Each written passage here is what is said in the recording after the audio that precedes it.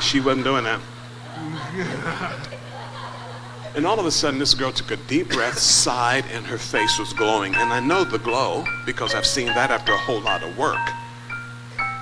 And I heard myself say to myself, man, that's easy. And I heard Jesus say to me, my yoke is easy.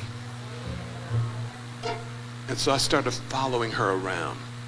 I offered to catch for her because they wouldn't let you pray. You catch. So I said, can I catch for you? Because I found out if you catch for her, when she's done, she'll pray for you.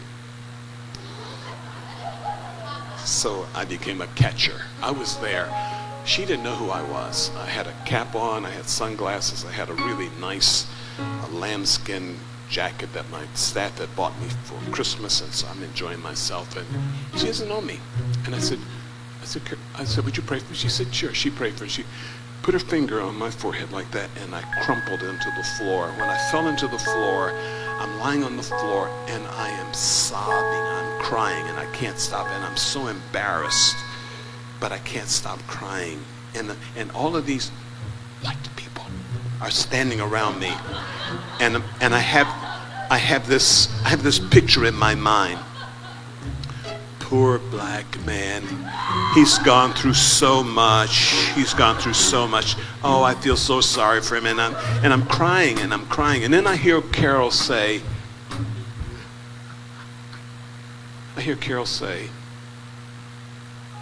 Lord, just set him free from this spirit of rejection.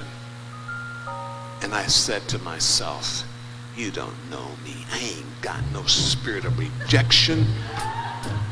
I'm a leader of a movement. I write books, I write songs, I preach in conferences all over the world. I've been doing this for years. You don't even know me. And I'm telling her off. And she can't hear me because I'm still crying. I'm just talking. You ever talk, you know people can't hear you, but you still got to get it out, and you're talking your spirit. I'm telling her off. And the Holy Spirit spoke to me. He says, you can take my view or your view. He said, if you take your view, you'll leave here just like you came. He says, if you take my view, I'll heal you. I didn't know I needed healing. I'm on the floor crying. And it was like there was this wide window over here to my right. I'm lying on the floor like this. I'm curled up in the fetal position. And I'm sobbing like a baby. And this window is moving like this, but as it moves this way, it's getting smaller and smaller. And I realize I have to make a decision before that window closes.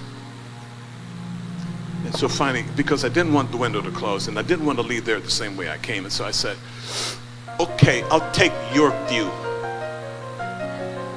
Now, when I said I'll take your view, if you thought I was crying before, it wasn't even close.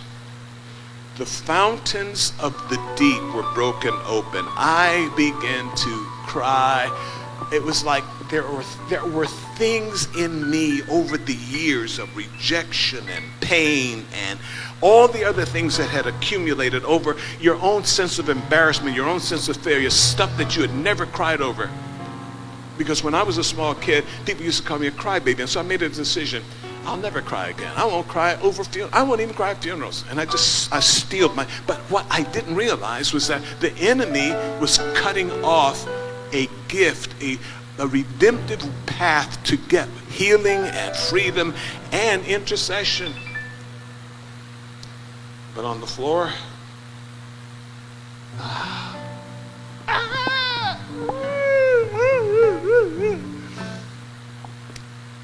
I don't know how long I was there. I could just see these people, all these white people standing around me, because there weren't many black people there in those days. It's kind of like a black guy peeing a bowl of rice. And so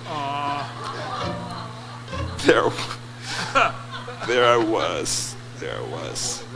And I could just see all these people standing around feeling sorry for me. When I opened my eyes, there was nobody there. Nobody was soaking me. Nobody was praying for me. The janitor was there. He was running the vacuum cleaner. It was kind of like, okay, I see this all the time. As soon as you move, I'll get your spot. And so I got up. went to my hotel and I sat on the edge of the bed and I just said, God, what in the fatal fire happened to me over there? He didn't answer me. Came back to church that morning, and there in the middle of the revival, and it was like the night before, I didn't like the songs. I thought the songs were country, western, flaky, but I can see clearly now that the pain is gone. And what made no sense the day before just seemed to be right. This morning, sweet wind, blow. There's a rain from heaven, falling. And I said, God, these are great songs. Why didn't I hear these last night? And then one of the pastors said, I think we're supposed to pray for senior leaders. And I was right there in the front with everybody else now. And he said, just hold out your hand. I held out my hand, and he touched my palms with his index fingers, and I fell on the floor, and I'm crying again. Now, I'm not just surrounded by just a circle of white folks. The whole group is looking, and I'm on television. And I feel this finger on my forehead, and I hear this voice say, oh, Father, just heal this man of all of his rejection. I didn't argue. I just went on and I just bawled and I cried. And I found out, crying is one of those avenues that gets you access to God when nothing else will. Intercessors who don't cry are not intercessors. And what I found is that there were things in my life, and I discovered this much later, there were things in my life for which I had shame that God had just sovereignly taken care of. Things that were embarrassing to me, things that I talked about, but even though you confess something could still be in you that's not healed. You've shared it, but it's still a part of you, and you wish you'd never done it again. The thing I love about healing, the healing power of God, when he heals you, he heals you. When he heals you, he heals you. When he removes something, it's gone. And when it's gone, you don't think about it that way any longer. And you can look at something that was an absolute embarrassment to you, and you look at it and just say, doesn't bother me. So the scriptures speak to us about shame. He says, in fact, the woman that we were talking about last night, Hannah had shame because she was childless.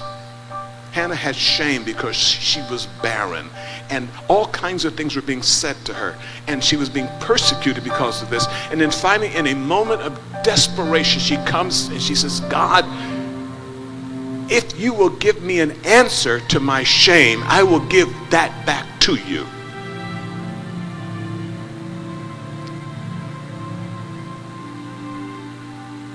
Let the barren woman rejoice. That's what he says. Barren people need to learn how to rejoice even in their barrenness. And then he says in Isaiah 61, and for your shame, I will give you a double portion. Guilt and shame are cousins. Guilt says you've done something bad. Shame says you are bad. Jesus died for both. The shame